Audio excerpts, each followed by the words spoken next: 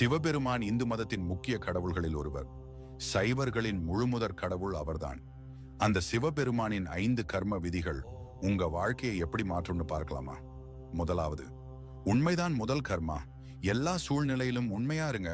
பொய் சில நேரம் உங்களுக்கு உதவியா இருக்கலாம், ஆனா கடைசியில உண்மைதான் ஜெயிக்கும். மத்தவங்க கிட்ட மட்டும் இல்ல, முக்கியமா உங்ககிட்ட நீங்க உண்மையா இருக்கணும். அப்பதான் உண்மையான அமைதி கிடைக்கும். இரண்டாவது, அறிவுதான் தெய்வம். அறிவுதான் எல்லாத்தோடையும் ஆணிவேர். தினமும் புது விஷயங்களை கத்துக்கோங்க.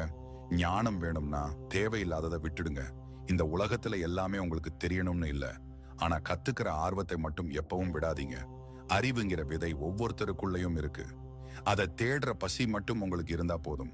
மூன்றாவது, எல்லாமே ஒரு மாயை. உங்க சந்தோஷம் பொருள் மேல இருந்தா அது ஒரு மாயைதான்.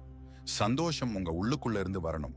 உங்களுக்கு இருக்கிற எல்லாத்துக்கும் நன்றியோட இருங்க, பணிவோட இருங்க. பொருள் மேல மட்டும் ஆசை வைக்காதீங்க.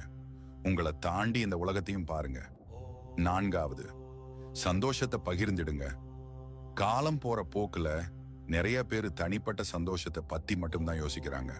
நீங்க சந்தோஷமா இருக்கிறது தப்பு இல்ல, ஆனா உங்களை சுத்தி இருக்கிறவங்களையும் கவனிங்க. சந்தோஷத்தை மத்தவங்க கூட பகிர்ந்துக்கும் போது அது இன்னும் அதிகமாகும். சந்தோஷத்துல சுயநலமா இருக்காதீங்க. ஐந்தாவது, உருவமற்றவராக இருங்கள். ஒரு வட்டத்துக்குள்ளேயே உங்களை அடைச்சுக்காதீங்க. கஷ்டத்திலையும் அமைதியா இருந்து வளர கத்துக்கோங்க. தண்ணி மாதிரி வாழ்க்கை கூட கலந்து போங்க.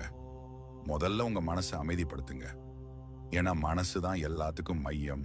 அதுதான் எல்லாவற்றையும் கட்டுப்படுத்தும். உங்க உணர்வுகளை நல்லா பயன்படுத்துங்க. அப்பதான் உங்களுக்குள்ள புது தெளிவு வரும். இந்த சிவபெருமானின் 5 கர்ம விதிகள் உங்க வாழ்க்கையை நிச்சயம் நல்லதா மாத்த உதவும்.